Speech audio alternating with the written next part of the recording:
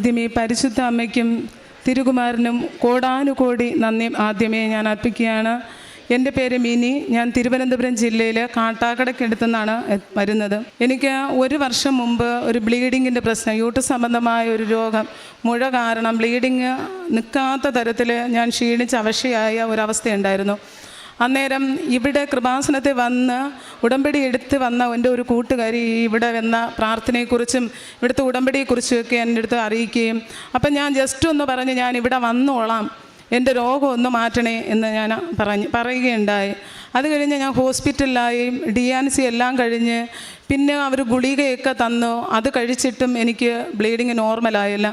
അത് കഴിഞ്ഞ് ഞാൻ ഇവിടെ വരുമ്പോൾ പേടിച്ചാണ് വരുന്നത്. എനിക്കിവിടെ വരാൻ പറ്റുമോ, എനിക്കിവിടെ ഇരുന്ന് പ്രാർത്ഥിക്കാൻ പറ്റുമോ?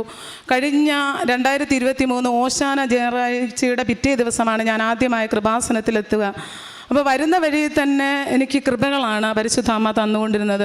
കാര്യം ഞാൻ 2 സ്റ്റോപ്പ് ബസ് കയറി യാത്ര ചെയ്താൽ ഛർദ്ദിച്ച് അവശയായി ഒരനുഭവമാണ്. എന്നാൽ അത്ഭുതം എന്ന് പറയട്ടെ, ഞാൻ അവിടെ നിന്ന് ഇവിടെ വരുന്നത് വരെ എനിക്ക് യാതൊരു പ്രശ്നവും അസ്വസ്ഥതയോ, തമ്പാനൊന്ന് ബസ് കയറി കൃപാസനത്തിൽ ഈ ആലയത്തിൻ്റെ ഫ്രണ്ടിൽ ഇറങ്ങുന്ന വരെ എനിക്കൊരു ബുദ്ധിമുട്ടും ഉണ്ടാകുവാനായിട്ട് ദൈവം അനുവദിച്ചില്ല. അതുപോലെ തന്നെ ഞാൻ ഈ മദ്ബഹായിൽ ഉടമ്പടി പ്രാർത്ഥന ചൊല്ലിക്കൊണ്ട് മദ്ബഹായിൽ കയറുമ്പോൾ ഒരു പ്രത്യേക ഒരു മണം എനിക്ക് അനുഭവപ്പെട്ടു. അപ്പം ഞാൻ ഓർത്തു ഇവിടുത്തെ എണ്ണയായിരിക്കും എനിക്ക് മണമായിട്ട് അനുഭവപ്പെട്ടത്.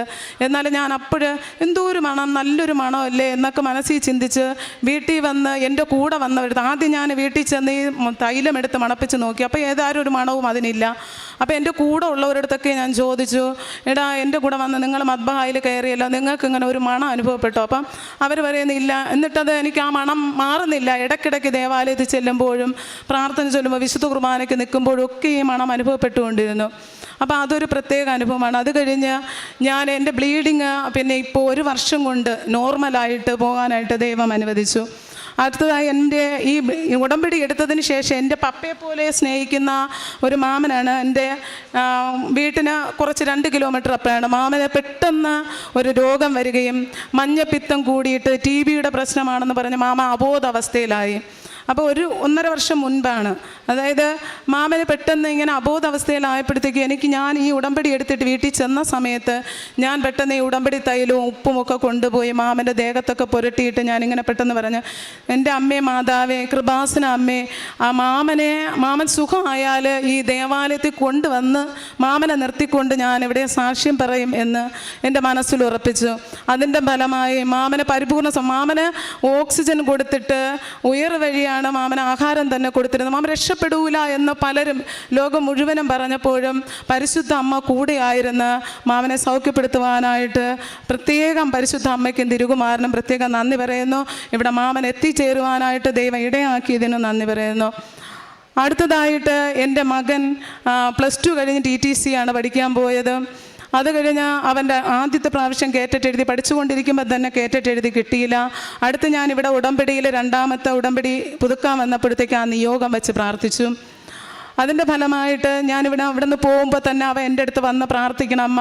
അപ്പം ഞാൻ തലയൊക്കെ വെച്ച് പ്രാർത്ഥിച്ചു. തൈലം പുരട്ടി, ലോക്കറ്റ് വെച്ചിട്ട് അമ്മയുടെ ലോക്കറ്റ് കൊടുത്തു വിട്ടു, ഉപ്പ് കൊടുത്തു, എല്ലാം ചെയ്ത് അമ്മ ലോക്കറ്റും കൊണ്ടുപോയാണ് പരീക്ഷ എഴുതാൻ പോയത്. പോയ സമയത്ത് തിരിച്ച് വന്നപ്പോൾ ഞാൻ പോകുമ്പോഴൊക്കെയും എല്ലാവരുടെ അടുത്തും പറയും പ്രാർത്ഥിക്കണം. പിന്നെ എൻ്റെ കൃപാസന അമ്മയെ കാത്തുകൊണ്ടമേ, അമ്മയുടെ കരം പിടിച്ച് അവൻ പരീക്ഷ എഴുതണേ എന്നൊക്കെ പ്രാർത്ഥിച്ച് തിരിച്ച് വന്നപ്പോഴും അവൻ പറഞ്ഞു, അമ്മ നല്ല പ്രയാസമായിരുന്നു, എനിക്ക് കിട്ടൂലേ പ്രാവശ്യം. കഴിഞ്ഞ പരീക്ഷയ്ക്ക് 6 മാർക്കിന് പോയി, ഇപ്രാവശ്യം എത്ര മാർക്കിന് പോകുമെന്ന് എനിക്ക് അറിഞ്ഞുകൂടാ. അത് കഴിഞ്ഞ പരീക്ഷയുടെ റിസൾട്ട് തലേ ദിവസവും അവൻ പറഞ്ഞ്, അമ്മ 2 മാർക്കിന് പോകുമെന്നാണ് തോന്നുന്നത്, എനിക്ക് കിട്ടൂല, എനിക്ക് ഒരിക്കലും കിട്ടാൻ സാധ്യതയില്ല അമ്മ എന്ന് പറഞ്ഞ്. പെട്ടെന്ന് റിസൾട്ട് വന്നപ്പോൾ 10 മാർക്കിന് കൂടുതലായിട്ട് പരിശുദ്ധ അമ്മ അവനെ അനുഗ്രഹിച്ചു. അവൻ നല്ല വിജയത്തിലെത്തിച്ചേരുവാനായിട്ട് ഇടയാക്കി അമ്മയ്ക്ക് 1000 നന്ദി. അത് കഴിഞ്ഞ് മോള് 10ലാണ് ഇപ്പോൾ പരീക്ഷ എഴുതി വിജയിച്ചത്. പരീക്ഷ തുടങ്ങിയപ്പോഴേ അവൾക്ക് 10ാം ക്ലാസ് തുടങ്ങിയപ്പോഴേ അവൾക്ക് അസുഖമാണ്.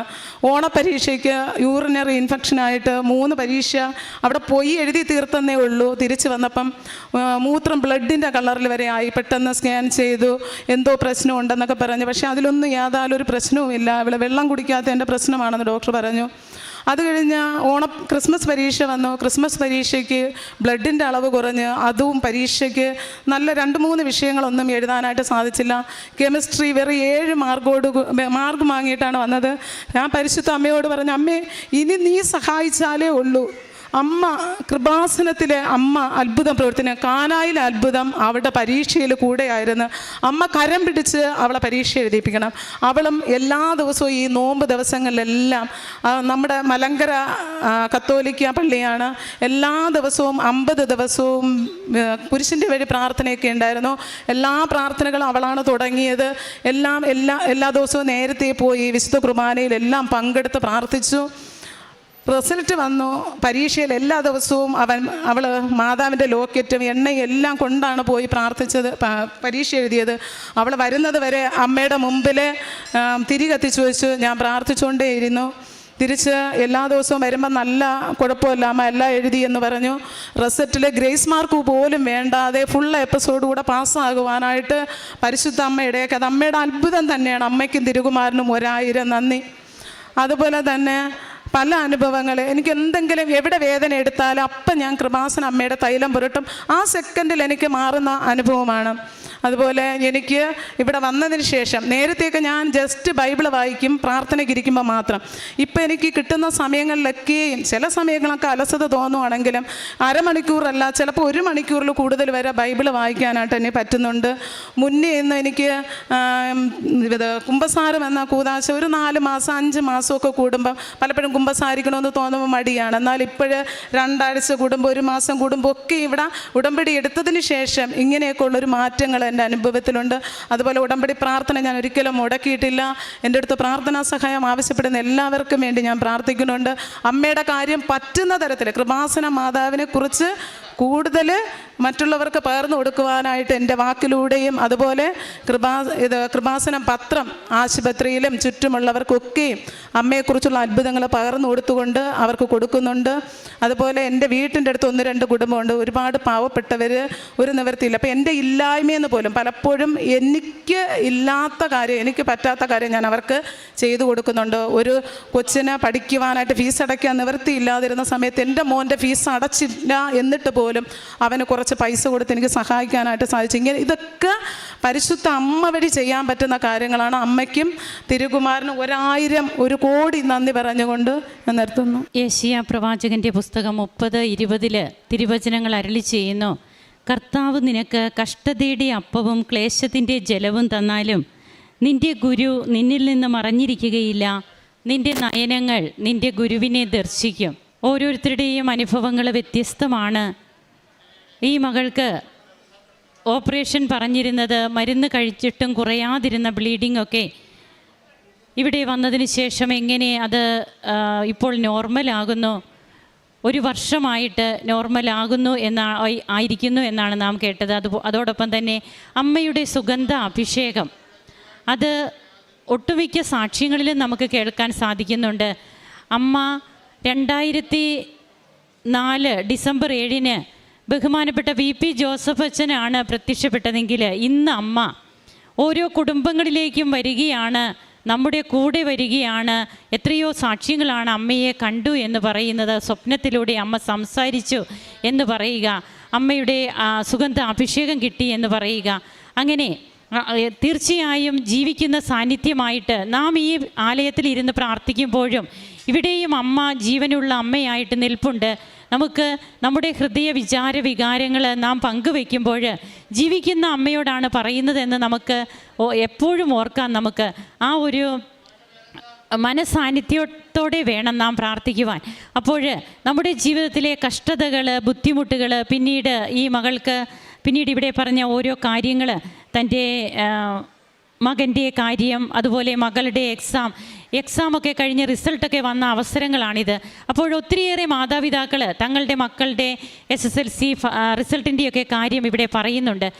ബഹുമാനപ്പെട്ട VP ജോസഫ് അച്ഛൻ പറഞ്ഞിട്ടുള്ളതാണ്, ഈ മക്കളൊക്കെ അന്ന് അവരുടെ എക്സാമിൻ്റെ സമയമായിരുന്നു, അന്ന് അവർക്ക് പ്രാർത്ഥിക്കാനൊന്നും പറ്റിയില്ല, കാരുണ്യപ്രവർത്തികൾ ചെയ്യാൻ പറ്റിയില്ലെങ്കിൽ ഇനി അവരതിനെ ഉത്സാഹിക്കണം, അത് നമുക്ക് മറന്നു പോകാതിരിക്കാം. നല്ല റിസൾട്ടൊക്കെ കിട്ടി ഇവിടെ വന്ന് സാക്ഷ്യം പറയുമ്പോൾ മക്കളെ കൊണ്ട് അങ്ങനെ ഈശോയോടൊന്നുകൂടി അടുക്കുവാൻ വേണ്ടിയിട്ടുള്ള കാര്യങ്ങൾ ചെയ്യിക്കുവാൻ കൂടി പേരൻസ് ശ്രദ്ധിക്കണം. എല്ലാ രീതിയിലും ഈ കുടുംബത്തെ അനുഗ്രഹിച്ച, കുടുംബത്തിന് നന്മകൾ നൽകിക്കൊണ്ടിരിക്കുന്ന ഈശോയ്ക്കും അമ്മയ്ക്കും നമുക്ക് നന്ദി പറയാം. കരങ്ങളടിച്ച് ദൈവത്തെ നമുക്ക് മഹത്വപ്പെടുത്താം. യേശുവേ നന്ദി, യേശുവേ സ്തുതി, യേശുവേ ആരാധന. അത്യപൂർവ ദൈവാനുഭവങ്ങൾ ഇനി നിങ്ങൾക്കും സ്വന്തം.